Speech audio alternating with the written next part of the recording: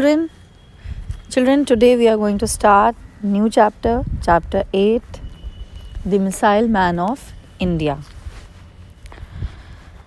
Before you read, who was the first president of India? So do you know who was the first president of India? Yes, you have done it in GK. The first president of India was Dr. Rajendra Prasad. Do you know that the former president of India, Dr. APJ Abdul Kalam, was also a great scientist? Do you know? आपको पता है जो APJ Abdul कलाम थे, doctor APJ Abdul कलाम जो India के president भी थे, वो साइंटिस्ट भी थे. Let us read more about his life. चलो हम उनकी लाइफ के बारे में और पढ़ते हैं. Doctor APJ Abdul Kalam is also known as the missile man of India. Doctor APJ Abdul Kalam को हम और क्या बोलते हैं? उनको ऐसे जाना जाता है the missile man of India के नाम से. सो अगर कभी क्वेश्चन आए कभी जीके में कि वो who is known as the missile man of India, तो आपको पता होना चाहिए डॉक्टर APJ अब्दुल कलाम. जैसे फादर ऑफ द नेशन कौन है? किसको बोलते हैं हम father of the nation? Mahatma Gandhi. ऐसे ही मिसाइल मैन ऑफ इंडिया कौन है? Doctor APJ Abdul Kalam. He was the 11th president of India. वो इंडिया के 11th प्रेसिडेंट थे. As well as an accomplished scientist. और क्या थे? अकम्पलिश्ड साइंटिस्ट भी थे, यानी प्रोफिशिएंट साइंटिस्ट, काबिल साइंटिस्ट. ठीक है, जिन्होंने बहुत कुछ अचीव किया था. Okay. The full name of doctor APJ Abdul Kalam was Abul Pakir Jainulabdeen Abdul Kalam. So जो पहले लिखा हुआ है स्पेलिंग वो अब्दुल है, पर उसको हम बोलते हैं अबुल. ठीक है, जो फर्स्ट वर्ड है that is Abul, then Pakir, then Jainulabdeen. अब जो अब्दुल है उसको अब्दुल ही बोलना है आपने. सो अबुल पकीर जैनुलब्दीन अब्दुल कलाम, ये इनका फुल नेम है. Okay. He was born on 15th October 1931 at Rameswaram, Tamil Nadu. कहाँ पैदा हुए थे वो? रामेश्वरम, तमिलनाडु में. कब? 15th October 1931 को. ओके बेटा, इससे पहले कि हम चैप्टर आगे करें, I would like to explain you the hard words, with new words. So because it was just an introduction about Dr. APJ Abdul Kalam, अब हम चैप्टर एक्सप्लेनेशन से पहले हार्ड वर्ड्स करेंगे. So hard words given on page 63. Hard words और new words you can say. First is missile. What do you mean by missile? इनको हम बोलते हैं, मैंने आपको बताया, मिसाइल मैन ऑफ इंडिया. तो मिसाइल क्या है? मिसाइल एक वेपन है जो रिमोट से वर्क करता है. ठीक है, missile is a weapon that works with a remote. Then second word is accomplished. Accomplished means proficient, काबिल, लायक. बहुत किसी चीज़ के लिए you are excellent for that. Ferried, FERRIED, ferried, carried from one place to another in a small boat. छोटी सी boat पे एक place से दूसरे प्लेस लेके जाना is ferried. Okay. Pilgrims, what is pilgrims? People go to holy places. Pilgrims उन लोगों के लिए बोलते हैं जो holy places पे जा रहे हों. जो holy places पे जा रहे हों उनको हम क्या बोलते हैं? Pilgrims. उन people को. Okay. Aerospace, the science of flying, especially in space. Space पे उड़ने की जो साइंस है, science of flying, especially in space, उसको हम बोलते हैं aerospace. Okay. Turn to next page, page number 64. Launched. Launched means started. शुरू हुई. तो मिसाइल लॉन्च करने की डेट होती है ना, आज लॉन्च करेंगे. जैसे आप सब ने मूवी देखी होगी चंद्रायन पे जो बेस थी, मिशन मंगल. मिशन मंगल थी जो जिस पे मंगल पे जाने के लिए पूरा वर्क किया है. Vidya Balan is there in that movie.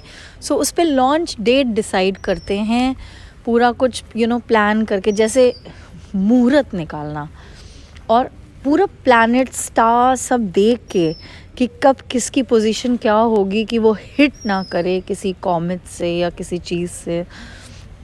ठीक है, सो लॉन्च करने की डेट होती है. सो स्टार्ट कब आपने सैटेलाइट लॉन्च की, so that is launched. Launched means started.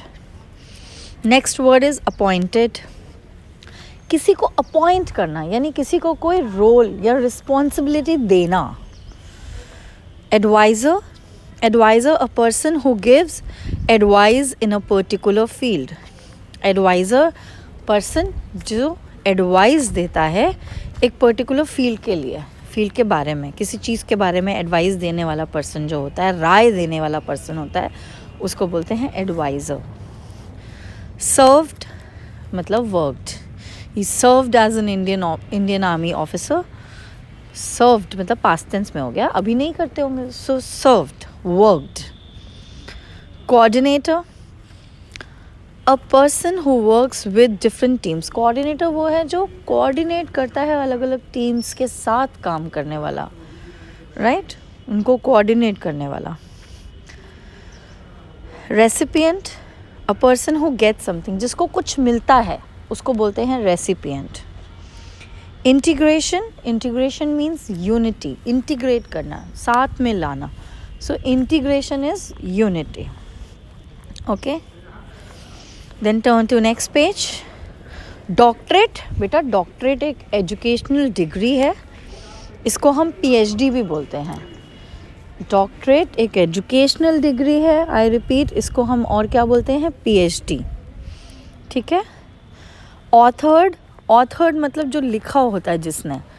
Authored, author मतलब जिसने लिखा है वो पर्सन. ऑथर्ड मतलब लिखना, रोट, पास्ट टेंस में. So he wrote. Humble. Humble का मीनिंग है मॉडेस्ट, जेंटल. ठीक है, विनम्र स्वभाव का. So he was a very humble person. Okay, so I hope you know the new words now. Meaning is clear. So first of all, I'll read the chapter for you. Dr. APJ Abdul Kalam is also known as the Missile Man of India. He was the 11th President of India as well as an accomplished scientist. The full name of Dr. APJ Abdul Kalam was Abul Pakir Jainuddin Abdul Kalam. He was born on 15th October 1931 at Rameshwaram, Tamil Nadu. His father was boat owner who ferried Hindu pilgrims from the Rameshwaram temple in Tamil Nadu. As a child, Kalam worked as a paper boy after school to support his father. He had 4 brothers and 1 sister. He went on to study physics and graduated from the Madras University. He wanted to become a fighter pilot. He studied aerospace engineering and also completed a PhD in physics to become a scientist. Kalam was the project director at the Indian Space Research Organization, जिसको हम short में ISRO बोलते हैं. Okay? He led many projects there and was extremely successful in each of them. In 1970, Kalam directed 2 projects, the Project Devil and the Project Valiant to develop missiles. Rohini 1 was launched under his leadership. The Agni and Prithvi missiles were also successfully launched under his leadership. Moreover, he was appointed as the chief executive of the Integrated Guided Missile Development Program. From the year 1992 to 1999, Kalam was appointed as the chief scientist advisor to the Prime Minister of India and the Secretary of Defense and Research. During this time, Kalam also served as the chief project coordinator for the Pokhran 2 nuclear test. After this, he came to be known as the Missile Man of India. In the year 2002, Kalam became the 11th President of India and served the country till the year 2007. Kalam was the proud recipient of the Padma Bhushan, the Padma Vibhushan, and the Bharat Ratna awards from the Indian government in the years 1981, 1990, and 1997 respectively. He was also awarded the Indira Gandhi National Award for National Integration in the year 1997. Kalam was awarded medals not only by the Indian government but also from the government of the USA. Kalam received doctorates from 40 universities. In addition to his work, he also authored a number of books. Amongst them, India 2020 was the most appreciated and widely read book. Ignited Minds, Mission India, Inspiring Thoughts are some of his other books. He also used to give lectures at many schools and colleges. Kalam loved young people and wanted to make a difference in their lives. Kalam breathed his last while giving a lecture at IIM Shillong. The entire world was saddened by the death of a simple, humble, and great man. Children, about the lesson, this was the biography of Dr. APJ Abdul Kalam. Biography क्या होता है बेटा? Biography story होती है एक person की life की जो किसी और ने लिखी है. एक पर्सन की लाइफ की स्टोरी जो किसी और ने लिखी है उसको हम बोलते हैं बायोग्राफी. और एक पर्सन की लाइफ की स्टोरी जो खुद उसी पर्सन ने लिखी हो उसको बोलते हैं ऑटोबायोग्राफी. ओके, ऑटोबायोग्राफी जो आप अपनी लाइफ की स्टोरी खुद लिखो और आपकी लाइफ की स्टोरी कोई और लिखे तो it's biography. Okay, so I was explaining you the chapter. Dr. APJ Abdul Kalam is also known as the Missile Man of India. He was the 11th President of India as well as an accomplished scientist. ये मैंने explain कर दिया था आपको. The name of Dr. APJ Abdul Kalam was Abul Pakir Jainuddin Abdul Kalam. He was born on 15th October 1931 at Rameshwaram, Tamil Nadu. Now his father was boat owner. उनके father के पास एक boat थी. वो boat के owner थे जो फेरीड करते थे. यानी हु फेरीड मीन्स छोटी सी बोट पे लोग एक जगह से दूसरी जगह लेके जाते थे. क्या लेके जाते थे? हिंदू पिलग्रिम्स को. यानी जो हिंदू के होली प्लेसेस पे जाने वाले जो हिंदूज़ हैं वहाँ पे होली प्लेसेस क्या थी? वो कहाँ रहते थे? रामेश्वरम में. तो रामेश्वरम टेम्पल है तमिलनाडु में. तो उस टेम्पल में वो बोट पानी के बीचों बीच है. तो वो बोट से एक जगह से दूसरी जगह लेके जाते थे लोगों को दर्शन करने के लिए. Right, they wanted to visit the temple for praying. तो कौन लेके जाता था उनको? डॉक्टर APJ अब्दुल कलाम के फादर. Okay, as a child Kalam worked as a paper boy. Newspaper delivery का काम भी किया है, पेपर बॉय की तरह वर्क किया है उन्होंने आफ्टर स्कूल अपने फादर को सपोर्ट करने के लिए. तब उस टाइम पे इवनिंग पेपर्स भी बहुत आते थे तो वो इवनिंग पेपर्स डिस्ट्रीब्यूट करते थे. अदरवाइज तो सबके घर पे पेपर मॉर्निंग में आता है.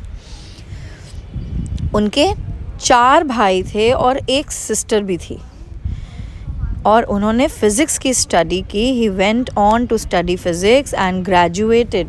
फ़िज़िक्स की पढ़ाई करी और ग्रेजुएशन कहाँ से किया उन्होंने? मद्रास यूनिवर्सिटी से. वो एक फ़ाइटर पायलट बनना चाहते थे. ठीक है, इसीलिए उन्होंने एरोस्पेस इंजीनियरिंग की पढ़ाई करी. He studied aerospace engineering. Aerospace क्या है? The science of flying, specially in space. उड़ने का जो साइंस है स्पेस पे, that is aerospace. Okay, so he studied aerospace engineering. उन्होंने एरोस्पेस इंजीनियरिंग पढ़ी and also completed a PhD in physics. और उन्होंने फिज़िक्स में PhD करी क्योंकि वो क्या बनना चाहते थे? Scientist, to become a scientist.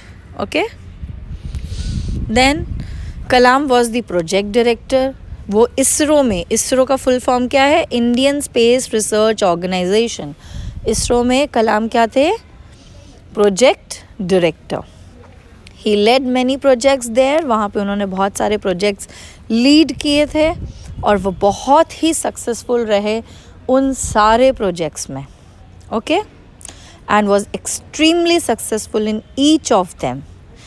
In 1970 Kalam directed 2 projects. 1970 में कलाम ने 2 प्रोजेक्ट्स को डायरेक्ट किया था, the project Devil and the project Valiant, to develop missiles. Missiles बनाने के लिए ये दोनों प्रोजेक्ट थे, प्रोजेक्ट डेविल और प्रोजेक्ट वेलिएंट. रोहिणी वन ये बेटा मिसाइल का नाम है. ओके, उन्हीं के लीडरशिप के अंडर रोहिणी वन लॉन्च हुई थी. Rohini one was launched under his leadership. Launched means started. The Agni and Prithvi missiles were also successfully launched under his leadership. उन्हीं की लीडरशिप के अंडर में अग्नि और पृथ्वी मिसाइल्स, बेटा मिसाइल का नाम दिया जाता है. ओके, तो रोहिणी वन एक मिसाइल थी जिससे उनको आइडेंटिफाई कर सकें. हिस्ट्री में आप कल को जो आज ऐसे कुछ लॉन्च हुआ तो कल को पढ़ोगे आप तो कैसे पढ़ोगे? मिसाइल का नाम तो पता होना चाहिए ना आपको. इसीलिए यूनिक आइडेंटिफिकेशन के लिए उनके नेम्स रखे जाते हैं, राइट? उनके सो पहले रोहिणी वन थी, वो भी उनकी लीडरशिप में लॉन्च हुई. अग्नि और पृथ्वी मिसाइल्स भी सक्सेसफुली लॉन्च किया, उन्हीं की लीडरशिप में हुआ. More over he was appointed, और इतना ही नहीं और भी उनको अपॉइंट किया गया था as chief executive of the integrated guided missile development programme. जो integrated guided missile development programmes होते हैं, यानी सिखाया जाता है, जहाँ पे गाइड किया जाता है मिसाइल, पूरा हर चीज़ जो मिसाइल को डेवलप करने के लिए जितनी चीज़ों की ज़रूरत होती है, जितने वेरिएंट तरीके से आपको सोचना होता है, क्या क्या चीज़ों के बारे में मैनेज करना. तो सिर्फ एक ये नहीं कि सिर्फ मिसाइल बनानी है, you have to think, you know, बहुत कुछ सोचना पड़ता है. सो उसके चीफ एग्जीक्यूटिव थे integrated guided missile development programme के. From the year 1992 to 1999, Kalam was appointed as a chief scientist advisor to the Prime Minister of India and the Secretary of Defence and Research. जो Prime Minister of India थे वो, और जो Secretary of Defence and Research, Defence and Research के जो Secretary थे, उन दोनों को ना एक चीफ साइंटिस्ट अपॉइंट किया जाता है, जो उनको कुछ भी प्रोजेक्ट से रिलेटेड अप्रूवल लेना है या कुछ डिस्कशन करना है, यू नो, आगे के प्रोजेक्ट्स के बारे में डिस्कस करना है कि क्या करना चाहिए क्या नहीं. क्योंकि सैंक्शन, जब तक कि गवर्नमेंट आपको ये सैंक्शन नहीं करती है या अप्रूवल नहीं देती है, आप उस प्रोजेक्ट पे वर्क नहीं कर सकते हैं. It is not allowed, right? So he was appointed as the chief scientist adviser. वो सारी एडवाइस देते थे, ऐसा करना चाहिए, ये करना चाहिए, ये नहीं करना चाहिए, what is good, what is bad, what should be done, क्या रिसर्च करना चाहिए, क्या नहीं. Okay, during this time Kalam also served as the chief project coordinator for the Pokhran 2 nuclear. जो पोखरण 2 न्यूक्लियर टेस्ट था, जब वो, जिस समय वो चीफ साइंटिस्ट एडवाइज़र थे प्राइम मिनिस्टर ऑफ इंडिया और secretary of defence and research के, उसी टाइम पे वो चीफ प्रोजेक्ट कोऑर्डिनेटर भी थे पोखरण 2 न्यूक्लियर टेस्ट के. After this he came to be known as the missile. इसके बाद उन्होंने इतना ज़्यादा मिसाइल्स पे काम कर लिया कि उनको एक ऑनर करने के लिए, ये जो अलग से नाम दिया जाता है ना, ये ऑनर करने के लिए दिया जाता है, इसको बोलते हैं उपाधि देना। तो उनको एक टैग दे दिया, नाम दे दिया, उपाधि दे दी मिसाइल मैन ऑफ इंडिया, क्योंकि वो बहुत ज़्यादा प्रोफिशिएंट हो चुके थे उस समय तक मिसाइल्स से रिलेटेड और कुछ भी, मतलब ही was a very very very proficient scientist. In the year 2002, Kalam became the 11th president of India. Year 2002 में कलाम इंडिया के 11th president बने, कंट्री को सर्व किया 2007 तक उन्होंने। कलाम was the proud recipient, बहुत ही proud recipient means बहुत हम भी प्राउड फील करते हैं, उनको भी बहुत अच्छा लगा। उनको कौन से ये it's a way of saying that he was a proud recipient, जिनको मिला, पर्सन हु गेट समथिंग। कितने अवार्ड्स मिले उनको? पद्म भूषण भी मिला, पद्म विभूषण भी मिला, भारत रत्न भी मिला इंडियन गवर्नमेंट से। पद्म भूषण 1981 में मिला, पद्म विभूषण 1990 में मिला एंड भारत रत्न 1997 में मिला।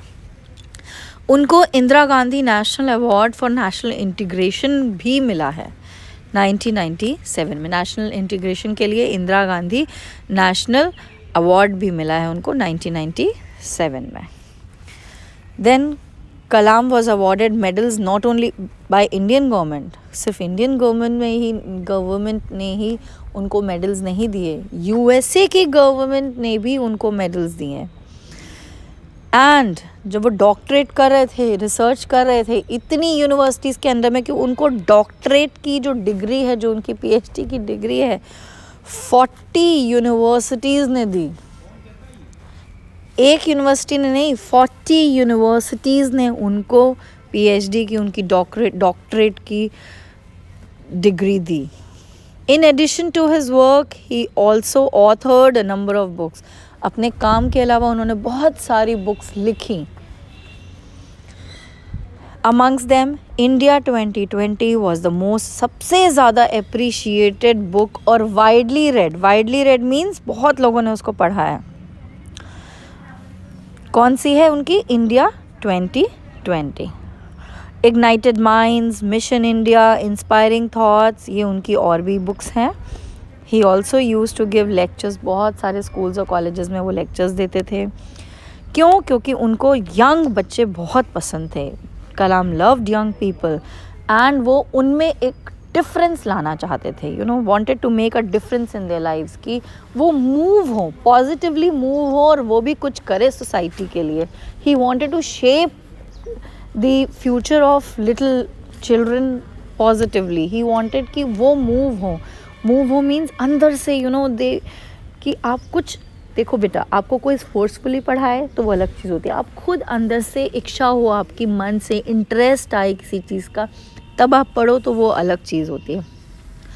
सो एपीजे अब्दुल कलाम वांटेड कि बच्चे खुद मूव हों, खुद सोचें कि उनको कुछ बड़ा करना है। If you think big then only you can do big in your life. Okay, nothing is impossible. आप कुछ भी कर सकते हो, सिर्फ आपको उतना सोचना है और उसके लिए उतनी मेहनत करनी है, हार्ड वर्क करना है उतना। Kalam breath his last means उनकी डेथ हुई जब उन्होंने आखिरी सांसें ली। While giving a lecture IIM Shillong में, वो लेक्चर देते वक्त उन्होंने अपनी आखिरी सांसें ली।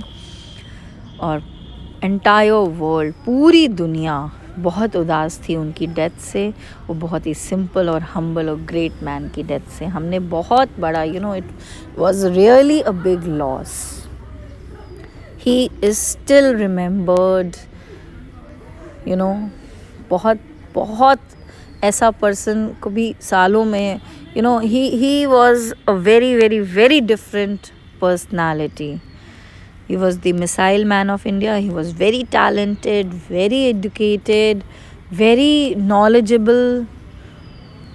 Okay, but he was really down to earth also. जो भी उनको knowledge थी, जो भी उनको जितनी भी he was aware, इतना कुछ आता था उनको, इतनी रिसर्च करी उन्होंने, इतने सारी मिसाइल्स डेवलप करी, प्रोजेक्ट लीड किए, लॉन्च करी, और पर वो चाहते थे कि हमारे जो यंग माइंड्स हैं वो भी कुछ करें, वो कुछ अच्छा करें, उनकी लाइफ पॉजिटिवली मूव हो, यू नो, ही वांटेड कि उनकी लाइफ में कुछ डिफरेंस आए. Okay, now children, I hope the chapter is clear. Kindly read the chapter and go through the video once again so that the explanation is also clear. Now if you have any doubt in any of the new words or explanation or any word, you can ask me. Okay, thank you children, have a nice day.